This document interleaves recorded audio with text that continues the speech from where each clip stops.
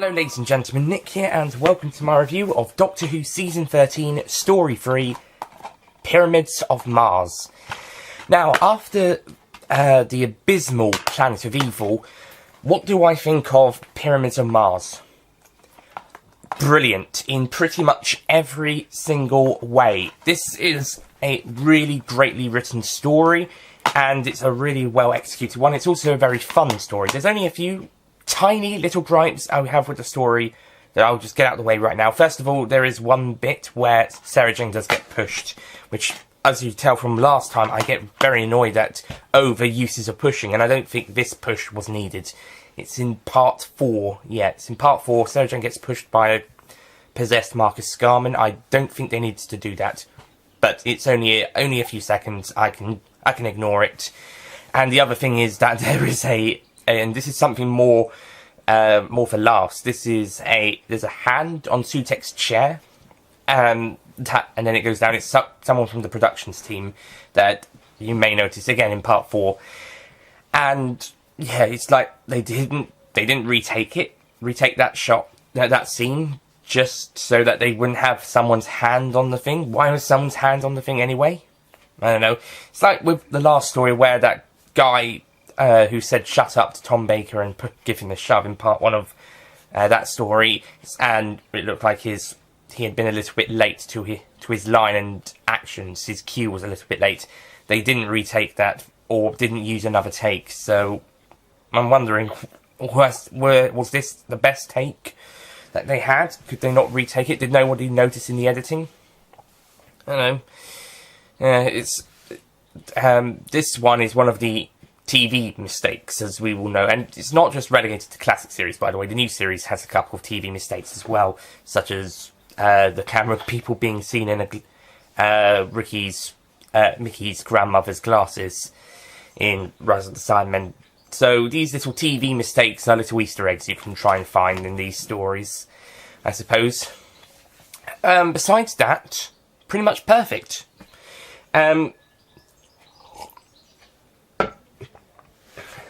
The story sees the Fourth Doctor and Sarah Jane arrive on Earth in 1911 at unit headquarters. Before it became unit headquarters, there was a priory there, and apparently they filmed at Mick Jagger's house for this story, and the priory is on the site of unit headquarters, and they say that it got burnt down, and then the house of unit HQ would replace it, as we see at the end of the story. And the home is owned by Professor Marcus Scarman, who is, I think he's Professor of Egyptology, and he's going around looking at pyramids when he stumbles across one belonging to Sutek, where he gets possessed by Sutek and becomes his servant, and he had sent an Egyptian servant as well, also looks after the house whilst he's away, and then is killed by Scarman when he arrives. By the way, the part 1 cliffhanger has Scarman, but in his black mysterious costume. Is there a picture of it? Yeah, here. In that black costume, killing the Egyptian servant, who you would have seen on that picture as well.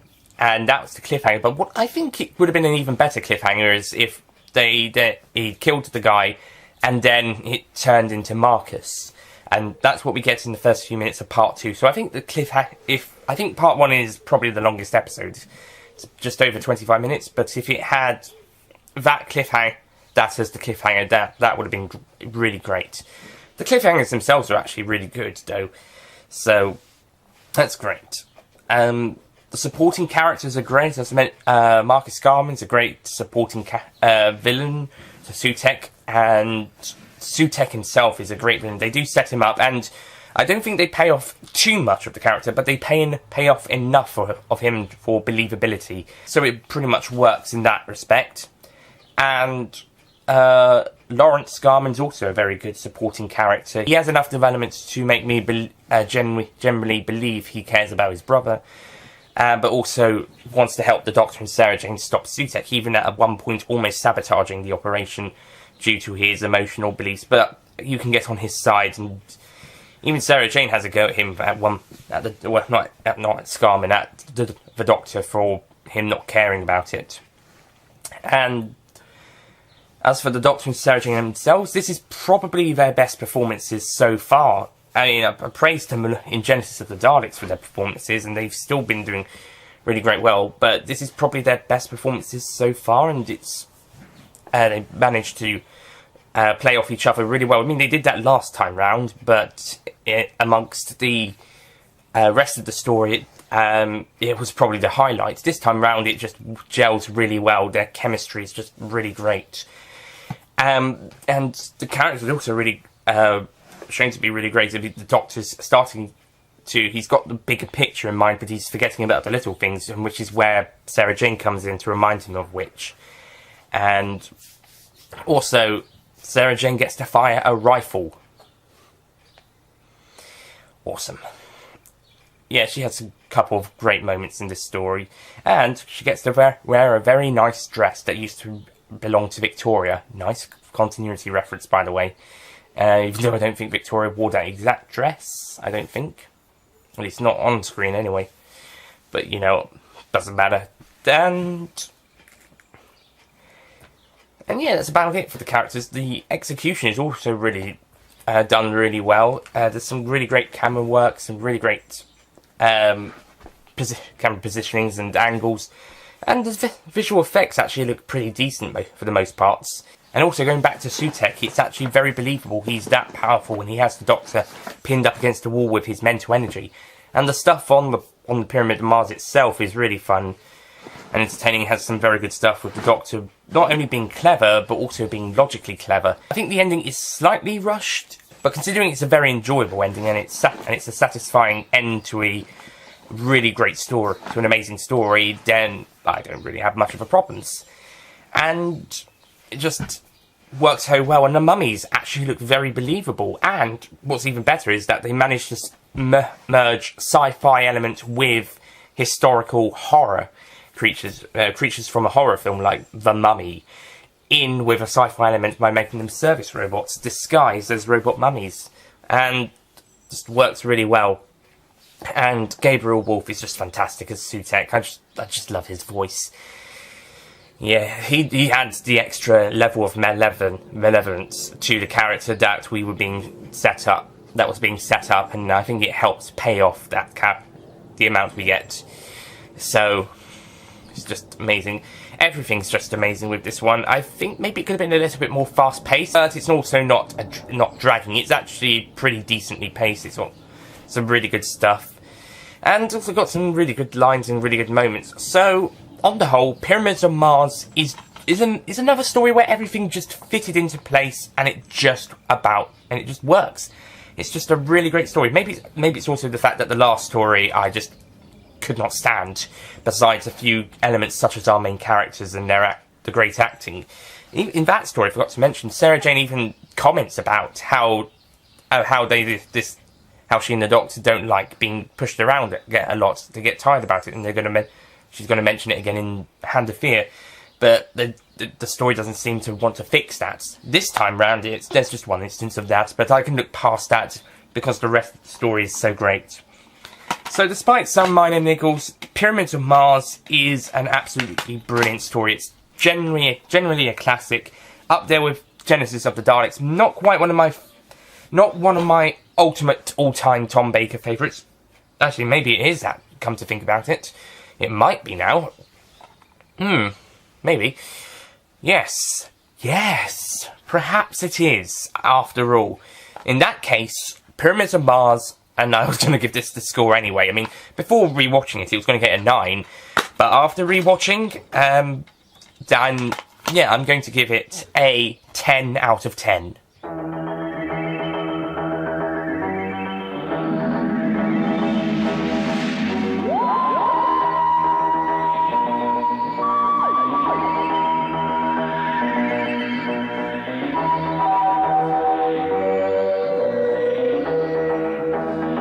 More than makes up for yesterday.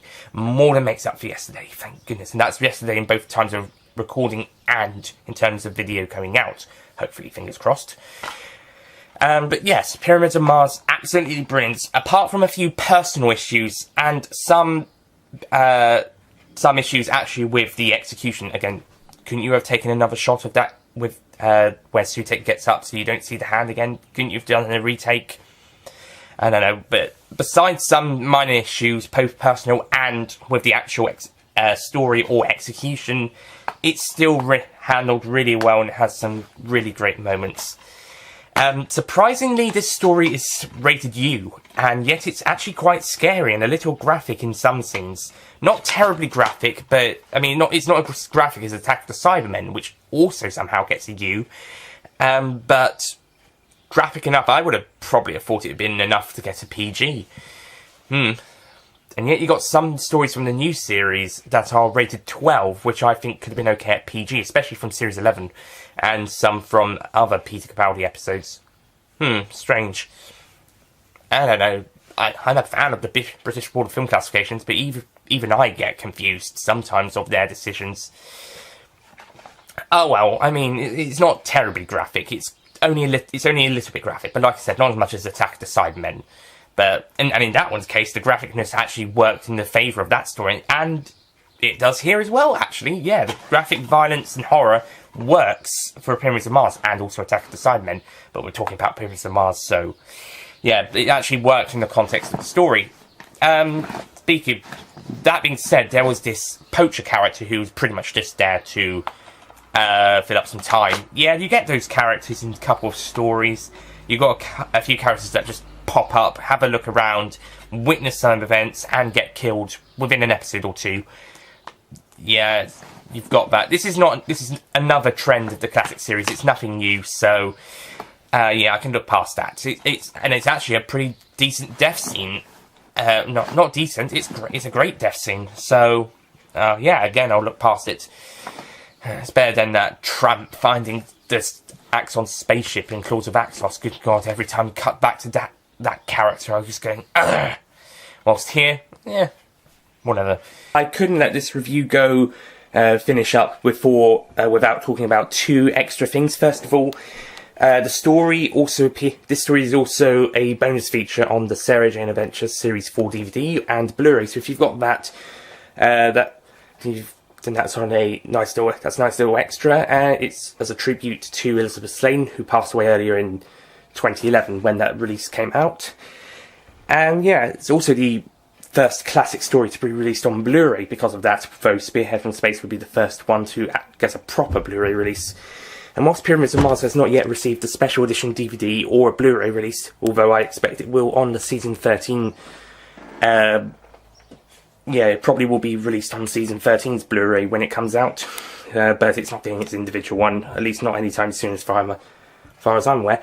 Also, the original DVD, the DVD itself that we do have, was voted the #1 most wanted DVD by Doctor Who magazine in 2003, around the 40th anniversary time. So it's cool to see that was the DVD most people wanted, the one that came out on top, and I'd be glad to know that it came out the next year in 2004. So great stuff. And the last thing I wanted to talk about was the Oh Mummy extra on said DVD, which is a sort of a mockumentary look at Sutekh's life as an actor, and it's really funny, really entertaining. It's got some great moments. They do another one for City of Death, Eye on Blatchford, for another Jaggeroff, not Scaroff, another one. And yeah, that's a really good one. I might talk about that one when we get to City of Death, but Oh Mummy is a really fun, really entertaining one, and a nice little piece of entertainment if you want to have a look at it as well. So yeah, I really recommend it. So back to me to wrap up the review. So yeah, Pyramids of Mars. Fantastic. Absolutely fantastic. I'm trying to do another Doctor impression. I'm not succeeding very well. And you know what? Next one's not going to be as good, but it's still going to be okay. I think. It's still going to be good. I think. Yeah, I think it's good. Is that not right? Anyway, next time, the Android Invasion. Not as good as the Pyramids of Mars, but certainly better than Planet of Evil by a long stretch. We'll see how it goes. Until then, thank you for watching, and I'll see you guys next time. Goodbye.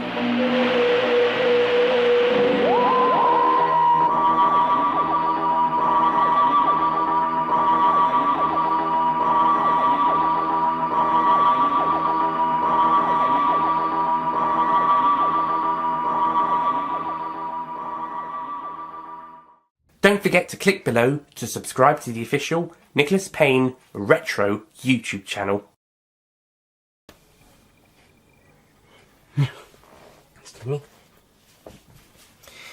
So again, it worked. He's very I believe his genuine the whole plot, and you can actually shut up. Ugh, they never listen to me.